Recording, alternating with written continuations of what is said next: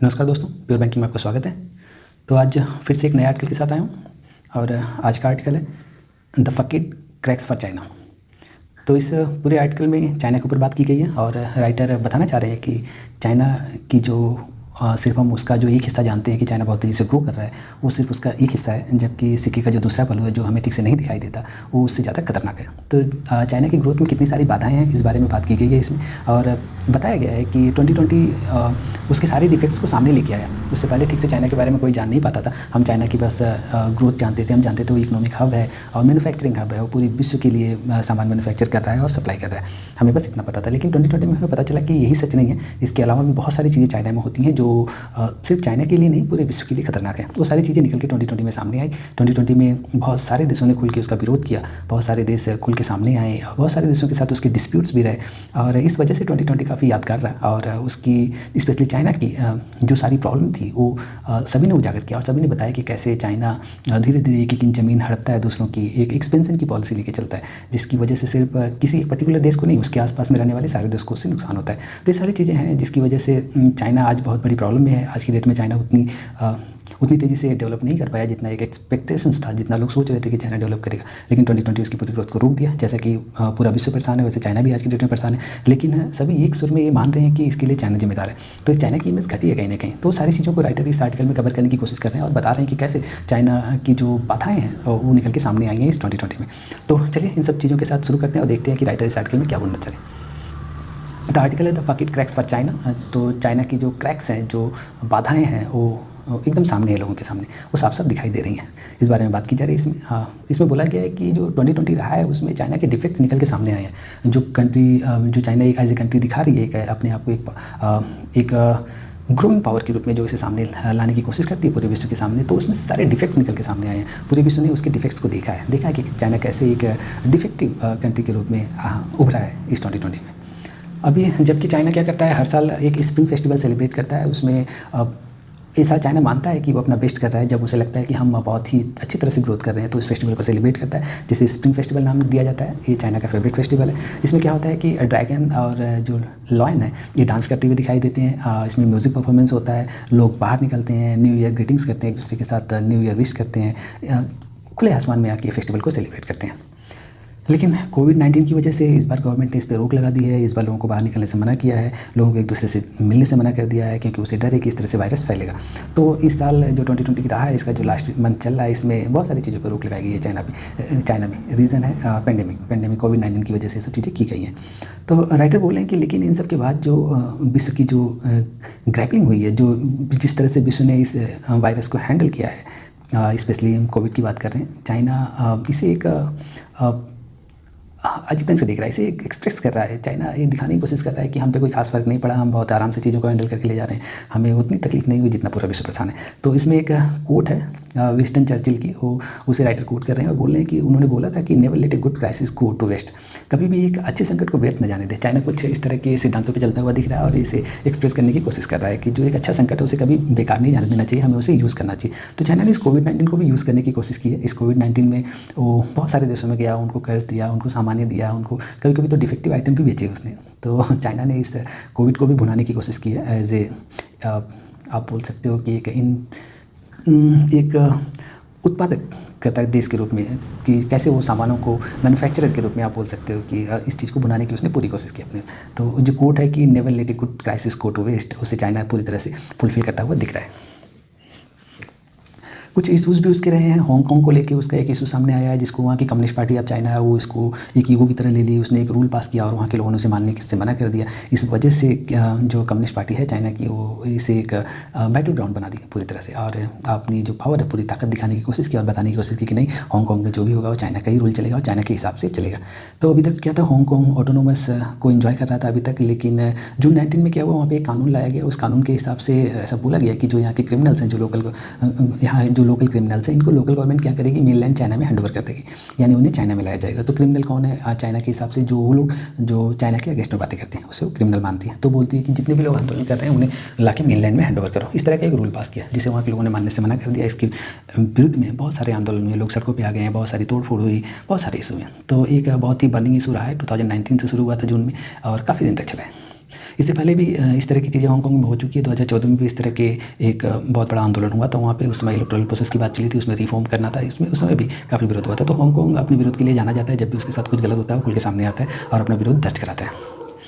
China को इसी बात से चिढ़ है कि इसके पास ऑटोनोमस है और खुल के अपनी बातों को रख पाता है। इस वजह से हांगकांग को कंट्रोल करने के लिए चाइना अलग अलग तरह के लॉ लाता रहता है। अभी फिर क्या हुआ कि 30 जून 2020 को भी हांगकांग की एनिवर्सरी थी। उसके एनिवर्सरी की कुछ टाइम पहले ही क्या किया, हांगकांग में बहुत बड़ा विद्रोह हो गया। हांगकांग के लोग सड़कों पर उतर आए और अपना बदला लेने की कोशिश किया, एक रिवेंज दिखाने की कोशिश की और इस तरह से उन्होंने आंदोलन किया। तो जो चाइना की जो मेन कम्युनिस्ट पार्टी है उसने इसे सही नहीं माना और उससे लगा कि ये नेशनल सिक्योरिटी को नुकसान पहुँचा रहा है। तो जो चाइनीज़ गवर्नमेंट है उसने ऐसा माना कि एक हम लॉ पास करेंगे जो नेशनल सिक्योरिटी के पेपर में होगा, जो हांगकांग में अप्लाई किया जाएगा, जिसे वहाँ के लोगों ने मानने से इनकार कर दिया और इस वजह से भी विद्रोह हुआ। तो इसको जो यहाँ के लोग हैं ये मानते हैं कि ये जो है ये अपोजिशन को पूरी तरह से ख़त्म करने की साजिश है चाइना की, यहाँ की सिविल लिबर्टी को पूरी तरह से ख़त्म करने की साजिश है। लेकिन चाइना ऐसा नहीं मानना। चाइना बोल रहा है कि यहाँ की स्टेबिलिटी के लिए बहुत ज़रूरी है, अगर यहाँ पे स्थिरता लानी है तो इस तरह के लॉ लाने पड़ेंगे। ये चाइना की अपनी दलील है, लेकिन वहाँ के लोग इससे बिल्कुल अलग तरह से सोचते हैं। उन्हें लगता है कि ये हांगकांग के लिए ठीक नहीं है। अब बीजिंग का क्या टारगेट है कि जो अपोजिशन है उसे पूरी तरह से ख़त्म कर दिया जाए और उसे बोलने का मौका न दिया जाए, यानी अपोजिशन रहे ही नहीं। जो भी रहे गवर्नमेंट के फेवर में लोग रहे और जो अपोजिशन में उन्हें हटा दो, जैसे भी उन्हें घुटने पिलाओ। तो इस वजह से भी अलग अलग तरह के हथकंडे अपनाता रहता है चाइना, अलग अलग तरह की लॉ लाता रहता है, अलग अलग तरह के बिल पास करता रहता है, जो कि अपने जो ऑटोनोमस रीजन है उस पर इम्प्लीमेंट करता रहे।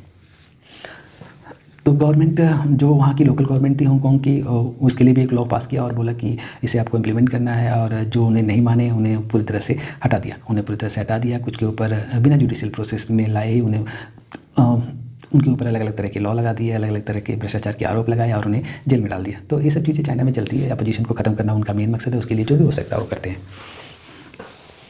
उसके 4 जो लेजिस्लेचर्स थे उन्हें डिस्क्वालीफाई कर दिया गया सिक्योरिटी ग्राउंड पे, और बाकी जो थे उन्होंने रिज़ाइन कर दिया। उन्होंने बोला नहीं ऐसे नहीं चलेगा, ये हांगकांग के साथ गलत हो रहा है, इस वजह से हम इसे नहीं मानेंगे।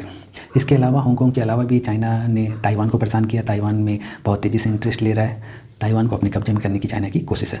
चाइना सिर्फ ताइवान को ही नहीं, इसके अलावा इंडिया को भी परेशान कर रहा है। इंडिया में ही वालेन फ्रंटियर में अभी भी बहुत बड़ा इशू चाइना का हमारे साथ चल रहा है, वो भी चाइना की एक सोची समझी चाल के तहत किया जा रहा है। तो चाइना सिर्फ हांगकांग या ताइवान को ही नहीं, इसके अलावा भी इंडिया को परेशान किया, साउथ चाइना सी में लोगों को परेशान किया, ईस्ट चाइना सी में लोगों को परेशान कर रहा है। यहाँ तक कि जो यूरोपियन नेशंस हैं उनको भी आंखें दिखा रहा है, उनको भी डराने की कोशिश कर रहा है। इतना ही नहीं, जो ऑस्ट्रेलिया है उसके साथ भी वो मसल पावर यूज़ कर रहा है और उसे पूरी तरह से दबाने की कोशिश कर रहा है। तो चाइना चारों तरफ से लोगों को परेशान करने की कोशिश कर रहा है। अपने एक जो उसकी नीड है सुपर पावर बनने की, जो उसकी नई पॉलिसी उसने इंप्लीमेंट की है खुद में, इस वजह से वो अमेरिका को रिप्लेस करने की कोशिश कर रहा है।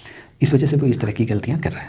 तो इससे हुआ क्या है कि बहुत सारे जो ग्लोबल पावर के देश हैं, जो ग्लोबल कंट्रीज़ हैं हमारी वर्ल्ड वाइड, उन्होंने बहुत सारे चैलेंजेस फेस किए हैं, बहुत ही सीरियस चैलेंजेस फेस किए हैं इसकी वजह से। अब सिर्फ इतना ही नहीं, चाइना इनको तो परेशान कर ही रहा है, इसकी वजह से जो हमारे बड़ी बड़ी ऑर्गेनाइजेशंस हैं जैसे वर्ल्ड हेल्थ ऑर्गेनाइजेशंस हैं, इसको भी मैनिपुलेट करने की कोशिश किया है चाइना। इसको भी अपनी पैसे के बल पे, अपनी ताकत के बल पे पूरी तरह से इन्फ्लुएंस करने की और अपनी फेवर में बुलाने की कोशिश की है। तो ये एक बहुत ही चिंता की बात है। इसकी वजह से पूरा देश परेशान है और सभी लोग सोच रहे हैं कि ये पूरे वर्ल्ड ऑर्डर को मैनिपुलेट कर देगा और जो मल्टीलेटरल ऑर्डर है वो पूरी तरह से डिसबैलेंस हो जाएगा। तो ये सारे चाइना के इशू हैं। चाइना इस वजह से बहुत ही आज की डेट में हाईलाइट हो चुका है। इतना ही नहीं कर रहा है, वर्ल्ड लेवल पे कुछ लोकल लेवल पे भी चाइना काफ़ी कुछ किया है, जिसकी वजह से भी इश्यूज़ बढ़े हैं।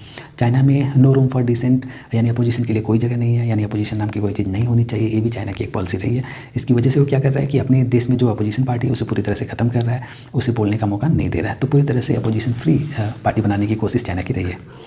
कुछ एग्जांपल ले रहे हैं राइटर, उसमें बोल रहे हैं कि काइजिया एक प्रोफेसर थी, कम्युनिस्ट पार्टी जो उनकी है, उनका एक सेंट्रल पार्टी स्कूल होता है जिसमें टॉप लीडरशिप होते हैं, उन्हें ग्रूम किया जाता है, उन्हें और ही तैयार किया जाता है ताकि वो देश को लीड कर सकें। तो इस तरह के स्कूल के एक प्रोफेसर हैं काइजिया, उनको भी पार्टी ने हटा दिया, उनको पार्टी ने देश से बाहर कर दिया। रीज़न बस इतना था कि उन्होंने जो प्रेसिडेंट हैं शी जिनपिंग, उन्हें माफिया बॉस बोल दिया था, बोला था कि जो हमारे प्रेसिडेंट है वो माफिया बॉस है। बस इस वजह से उन्हें एक्सपेल कर दिया गया अगस्त में। तो ये एक बहुत बड़ी न्यूज़ है चाइना के अंदर, लेकिन पूरी तरह से हाईलाइट नहीं हो पाई क्योंकि चाइना में मीडिया नहीं है, तो कोई वहाँ की बातें बाहर नहीं निकाल पाता। तो मिस काई जो है वो एक बहुत बड़ी पॉलिटिकल रिफॉर्म्स की चैंपियन रही हैं, वो इस समय अब्रॉड में रहती हैं। इसके अलावा एक और कॉमरेड हैं रेन जिक्यांग है। ये क्या किया था, इन्होंने इनडायरेक्टली जो शी जिनपिंग है उनकी मैनेजमेंट जो रही है पेंडेमिक को लेकर, उसको क्रिटिसाइज़ किया था। इनडायरेक्टली क्रिटिसाइज़ किया था, डायरेक्टली बोला भी नहीं था, इनडायरेक्टली क्रिटिसाइज़ किया था कि जो हमारे प्रेसिडेंट है वो पेंडेमिक को ठीक से हैंडल नहीं कर पा रहे। इस वजह से क्या हुआ कि मिस्टर रेन है उनको जेल में डाल दिया गया, 18 साल की उनको सज़ा सुना दी गई। बोला गया कि नहीं, ये इन्होंने गलती की है, कोई एक छोटा सा जुर्म लगा के उनको जेल में डाल दिया गया। तो ये सारी चीज़ें की जा रही हैं इनके द्वारा। अब उनके ऊपर क्या बोला गया है, ब्राइबरी चार्ज लगाया गया कि इन्होंने रिश्वत लिया, इस वजह से इन्हें जेल में डाला जा रहा है। उनका कसूर क्या था कि उन्होंने उनकी जो मैनेजमेंट पॉलिसी है पेंडेमिक को लेकर उसके खिलाफ आवाज़ उठाई थी, बस इतना, इस वजह से उन्हें जेल में डाल दिया गया।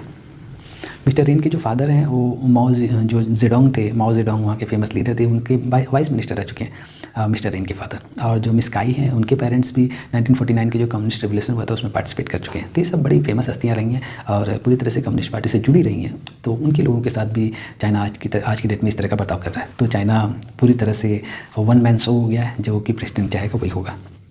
अच्छा, अब सिर्फ लीडर्स को ही परेशान नहीं कर रहा है, जो वहाँ के इकोनॉमिक टाइफून है उन्हें भी चाइना परेशान करने की कोशिश कर रहा है। तो वहाँ के एक बड़ी फेमस इकोनॉमिस्ट हैं जैक मा, बहुत बड़े बिजनेसमैन आप इनको बोल सकते हो, सेकेंड रिचेस्ट पावरफुल इंसान है चाइना की, मिस्टर जैक मा।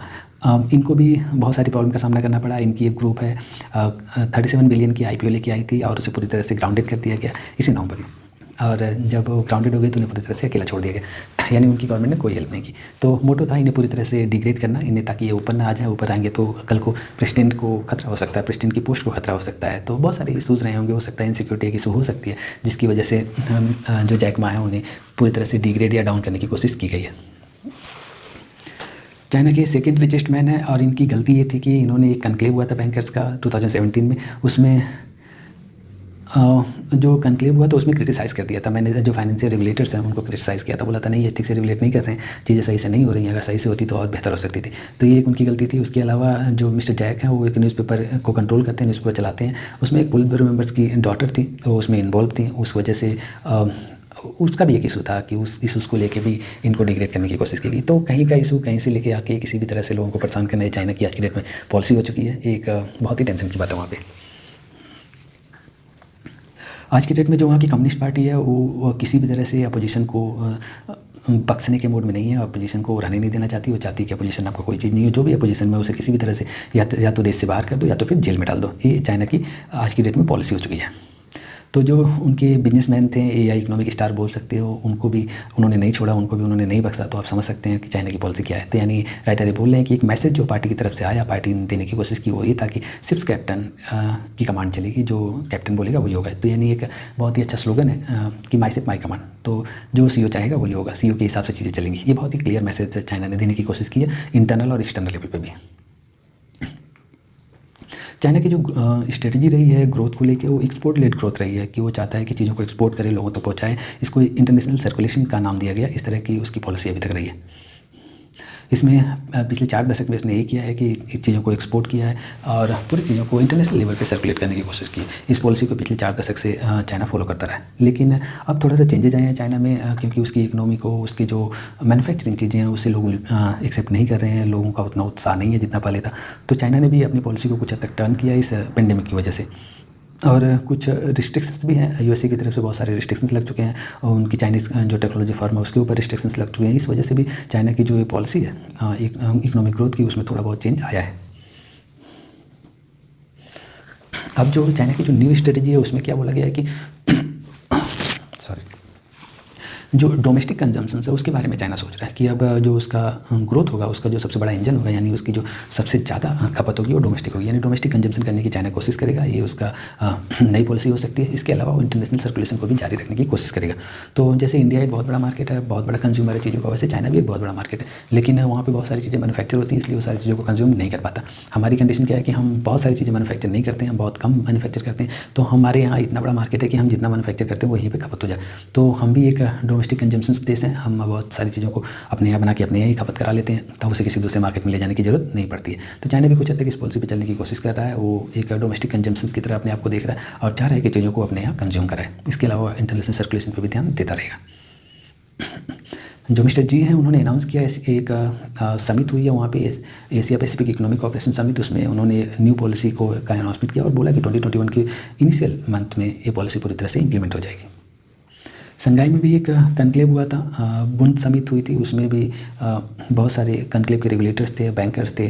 वहाँ पे भी एक सिग्नल देने की कोशिश की गई कि जो पूरा वर्ल्ड है उसके साथ फाइनेंशियल टाइज़ को और इम्प्रूव करेगा चाइना। तो आने वाले दिनों में चाइना की कोशिश होगी कि दूसरे देशों के साथ फाइनेंशियल टाइज़ को इम्प्रूव करें। चाइना की जो सिक्योरिटी रेगुलेटर कमीशन है वो और चैनल बनाने की कोशिश कर रही है ताकि इन्वेस्टर्स जो अप्रोड के इन्वेस्टर्स हैं उनका विश्वास चाइना में बना रहे और चाइना के मेनलैंड में वो आके इन्वेस्ट करें। इस तरह की चाइना की कोशिश रही है। चाइना की एक और कोशिश है कि उसका एक प्लान है कि वो जो एक्सपोर्ट लेड ग्रोथ स्ट्रेटजी है उसको पूरी तरह से सपोर्ट करे, उसे बूस्ट करे और जो उसकी डोमेस्टिक मार्केट है उसे पूरी तरह से कंज्यूम करने की कोशिश करे, उसे भी पूरी तरह से कैप्चर करने की कोशिश करे। लेकिन ये सब चीज़ें अर्ली 2021 में क्लियर होकर आएंगी जब चाइना की जो 14th 5 ईयर प्लान है वो पूरी तरह से अप्रूव हो जाएगा, तो उसकी पॉलिसी और ढंग से क्लियर होकर मार्केट में आएगी। एक नई चीज़ चली है चाइना में, वुल्फ वॉरियर अप्रोच। इस एक वुल्फ वॉरियर एक सीरीज़ है सिनेमा की, उसे दिखाने की कोशिश की जा रही है चाइना में। एक्चुअली राइटर बोल रहे हैं कि जो सिनेमा होता है वो सोसाइटी को रिफ्लेक्ट करता है, तो सिनेमा से ही हमें पता चलता है कि हमारी सोसाइटी की कंडीशन क्या है, वो क्या सोचती है, कैसे रहती है, कैसे जीती है, ये सारी चीज़ें सिनेमा से रिफ्लेक्ट होता है। हर एक नेशन चाहता है कि जो स्क्रीन है उस पर उसके देश की इमेज अच्छी बने, अच्छी इमेज दिखाई जाए और लोगों के अंदर उसके देश के प्रति सम्मान आए और उसको लेके प्राउड फील करें। इस तरह के हर एक नेशन की अपनी अपनी कोशिश होती है। तो अभी वुल्फ वॉरियर सीरीज़ चलाई जा रही है चाइना में, उसमें ये दिखाया गया है कि चाइना की रिस्पॉन्सिबिलिटी है कि पूरे विश्व को बचाए, तो उसमें पूरे विश्व को बचाते हुए उसमें दिखाया जा रहा है। तो एक अच्छी इमेज बनाने की कोशिश की जा रही है चाइना की, जबकि बाकी जो नेशन है वो जानते हैं कि चाइना की करंट सिचुएशन क्या है, वो कैसे पूरे देश को बर्बाद कर रहा है। तो ये जो मूवी है ये चाइना के जो डिप्लोमेटिक ग्रुप्स है उसका हिस्सा है और ये पूरी तरह से इम्पैक्ट डालती है वहाँ के लोगों पे और दिखाती है कि चाइना कैसे एक वुल्फ वॉरियर की तरह उभर के सामने आया और पूरे विश्व को बचाने में लगा हुआ है। मिस्टर जी जो है वो भी बहुत सारे मौके पे इस तरह की बातें बोल चुकी हैं कि हमारे अंदर फाइटिंग स्पिरिट होनी चाहिए और हमें इसे और डेवलप करने की ज़रूरत है ताकि चाइना के सामने जो भी बाधाएं हैं उसे चाइना आसानी से पार पा सके। तो अगर उसे अपनी बाधाओं से लड़ना है तो उसको फाइटिंग स्पिरिट डेवलप करनी होगी ताकि वो हर तरह की चुनौतियों का सामना करने में सक्षम हो। अभी कुछ दिन पहले जो मिस्टर जी हैं उन्होंने नेपाल की विज़िट की और यहाँ पे आके बड़े ही दो टूक शब्दों में उन्होंने पूरे विश्व को बोला कि जो भी चाइना को डिवाइड करने की कोशिश करेगा उसे चाइना पूरी तरह से मिट्टी में मिला देगा, यानी उसे चाइना किसी भी हाल में बख्शने के मूड में नहीं है। तो एक अजीब ढंग का अप्रोच था जो वहाँ के प्रेसिडेंट चाइना के बोले, वो किसी भी देश ने उसे शायद ठीक से एक्सेप्ट नहीं किया होगा, उस पर कोई खास रिएक्शन नहीं आया किसी देश का, लोगों ने सुना और ख़त्म कर दिया। तो कुछ हद तक अपनी जो प्रोफाइल है, लो प्रोफाइल को उसको दिखाने की कोशिश की गई है और अपनी इमेज को उससे डिग्रेड करने की चाइना ने कोशिश की है इस तरह की स्टेटमेंट देके। अभी जबकि चाइना को गुडविल बिल्डअप करने की ज़रूरत है, लेकिन चाइना ऐसा नहीं कर रहा है। जो वहाँ के ऑफिशियल्स हैं वो क्या कर रहे हैं, अपने सोशल मीडिया नेटवर्क के थ्रू जो अमेरिकन मिलिट्री है उसे कोविड-19 के लिए जिम्मेदार ठहराने पर लगे हुए हैं। तो इस तरह के प्रोपेगेंडा पूरे विश्व में फैला रहे हैं। ऐसा ही नहीं, सिर्फ अमेरिका कोई नहीं, इसके अलावा वो ऑस्ट्रेलिया को बदनाम कर रहे हैं, बोल रहे हैं कि जो ऑस्ट्रेलिया की फ़ौज है अफगानिस्तान में जो फाइट कर रही है वो भी बहुत हद तक इसके लिए जिम्मेदार है। तो जबकि उन्हें गुडविल डेवलप करने की ज़रूरत है, गुडविल छोड़ के इस तरह की बयानबाजी करने में लगे हुए हैं। तो ये सारी चीज़ें चाइना में चल रही है जिसकी वजह से चाइना की जो इमेज है पूरे विश्व में वो बदली है। चाइना को लेकर लोगों की सोच बदली है, लोगों की चाइना को रिस्पेक्ट करने की का तरीका बदला है। चाइना को लेकर अब लोग मानने लगे हैं कि चाइना किसी भी तरह से पूरे विश्व के लिए सही नहीं है। ट्रंप एडमिनिस्ट्रेशन चाइना को लेकर बहुत ही सख्त रहा है, उसने चाइना पर तरह तरह के सैंक्शन लगा दिए, चाइना को हर तरह से चाइना को कंट्रोल करने की कोशिश किया, जबकि चाइना कुछ हद तक अपने आप को एक सुपर पावर के रूप में देखने की कोशिश कर रहा है। इस वजह से भी चीज़ें ज़्यादा बिगड़ी हैं, इस वजह से चाइना पे अमेरिका को कंट्रोल करने की कोशिश करने की ज़्यादा ज़रूरत पड़ी। और जो डोनाल्ड ट्रंप ने अपने टेन्योर में जो अपना उनका लास्ट का 2 साल का टेन्योर है उसमें पूरी तरह से अमेरिका चाइना को कंट्रोल करने की उन्होंने कोशिश की। इसके लिए उन्होंने अपने हिसाब से जितना भी हो सका उससे ज़्यादा सैंक्शन लगाया है। अब एक और जो चीज़ें यूएसए और चाइना में चली वो टैरिफ वार चला है। टैरिफ वार में चाइना को बहुत नुकसान पहुँचाया अमेरिका ने, हर तरह से अमेरिका ने चाइना पे सैंक्शन लगाया और खुद तो लगाया ही, दूसरे देशों की भी मदद ली, चाइना को घेरने की कोशिश की और चाइना को घेरा भी। तो ये उन दोनों के बीच में एक बहुत बड़ी टेंशन थी और इस वजह से जब उनका इलेक्शन चला तो उसमें भी ये मुद्दा काफ़ी गरमाया रहा। पहले तो जो बाइडेन साहब थे वो चाइना को लेकर काफ़ी सॉफ्ट थे, चाइना को लेकर बहुत ही उल्टे सीधे बयान देने से बचते थे, लेकिन जब उन्होंने देखा कि देश का पूरा मूड है चाइना के अगेंस्ट में और सभी लोग चाइना के अगेंस्ट में बातें करना पसंद कर रहे हैं, सुनना पसंद कर रहे हैं, तो बाइडेन साहब ने भी अपना थोड़ा अप्रोच चाइना को लेकर चेंज किया और चाइना को लेकर काफ़ी सख्त हो गए। अभी जो मिस्टर जी हैं वो सिर्फ अपने एरिया में नहीं, अपने देश में नहीं, पूरे ग्लोबली वो इस तरह की जो अपोजिशन है उसे फेस कर रहे हैं और लोग ये मान रहे हैं कि ऐसा अगर कुछ है तो इसके लिए चाइना कुछ हद तक जिम्मेदार है। तो चाइना की जो डिप्लोमेटिक और फॉरेन पॉलिसी रही है वो भी थोड़ी अग्रेसिव रही है, उसे लेके भी चाइना कुछ हद तक क्रिटिसाइज़ किया जाता रहा है, लोग उसके खिलाफ बातें करते रहे। अब जबकि एक हांगकांग को लेके एंटी एस्टेब्लिशमेंट वॉइस उठी है, वुल्फ वॉरियर डिप्लोमेसी हुई है, इसके अलावा जो अग्रेसिव परस्यूट है चाइना को दूसरे देशों को लेके, दूसरे देशों को इंटरेस्ट को लेके वो सामने आया। ये सब चीज़ें चाइना की इमेज को हर्ट करती हैं, जिससे चाइना की इमेज ख़राब होती है, चाइना की इमेज धूमिल होती है, लोगों की नज़रों में चाइना गिरता है। तो इन सब चीज़ों की वजह से चाइना की इमेज बहुत हद तक घटी है। अभी जो प्यू रिसर्च सेंटर है उसके अक्रॉस 14 नेशंस में उन्होंने एक सर्वे किया और सर्वे में लगभग सभी लोगों ने माना कि चाइना अनफेवरेबल ओपिनियन है सबका, कोई भी उसे फेवर नहीं करता। तो चाइना की जबकि एक इच्छा रही है शुरू से कि वो एक सुपर पावर बन के उभरे और पूरी ग्लोबल पावर ग्लोबल पुलिसिंग का काम करे, ये चाइना की इच्छा रही है। वो चाइना यूएसए को रिप्लेस करने की बार बार कोशिश करता रहा और कुछ हद तक कोई ऐलान भी कर चुका है।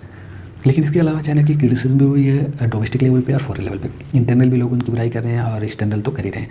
तो ये सब चीज़ें चाइना के साथ हो रही हैं। अब बहुत सारे लोग हैं चाइना में, वो खुद मानते हैं कि जो कंट्री है उसकी उन्होंने पावर को एक गलत तरीके से यूज़ किया और एक डिक्टेटिंग की तरह से पूरे ग्लोबल एजेंडा को इम्प्लीमेंट करने की कोशिश की है। जबकि चाइना एक पूरे विश्व में देखा जाए तो सारे विश्व में अगर हम एक साइड से देखना शुरू करें तो चाइना इस ईयर जो है इस साल में बहुत ही कमज़ोर होकर उभरा है, बहुत ही कमज़ोर बना है कोविड-19 की वजह से और उसके चैलेंजेस भी बहुत ज़्यादा बढ़ चुके हैं ग्लोबल ऑर्डर पे।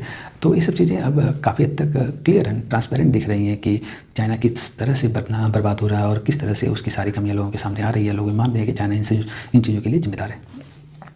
तो इस आर्टिकल में आज के लिए इतना ही। मुझे उम्मीद है कि चाइना के ऊपर ये जो आर्टिकल था इसे मैं सही से आपको समझा पाया। अगर मैं ठीक से समझा पाया तो आप मुझसे जुड़िए, मेरे इस पेज को सब्सक्राइब करिए। सबसे पहले तो बहुत जरूरी है कि सब्सक्राइब करें ताकि आप मुझसे जुड़े रहें। लाइक और शेयर करना ये आपके ऊपर है। अगर आपको पसंद आए तो लाइक करिए। अगर फिर भी लगता है कि कुछ और चीज़ें हैं जो इसमें जोड़नी चाहिए तो कमेंट्स करके बताइए और बताइए कि क्या है जो छूट रहा है जिसे मैं इसमें इंक्लूड करना चाहिए ताकि मैं आने वाले दिनों में जो भी लेक्चर होगा उसमें मैं इसको इंक्लूड कर सकूँ। तो आज के लिए इतना ही। कल फिर से मिलता हूँ एक नए आर्टिकल के साथ। तब तक के लिए जय हिंद।